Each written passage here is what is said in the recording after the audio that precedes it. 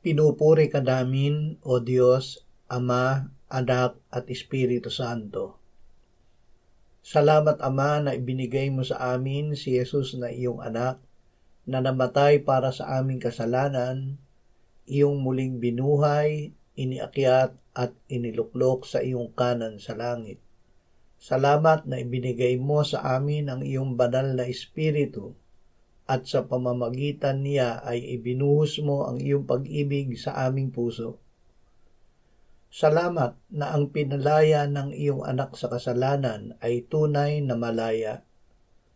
Winasak niya ang ginawa sa amin ng Diablo. Higit sa lahat, kami ay tinawag ng iyong anak na maging saksi niya.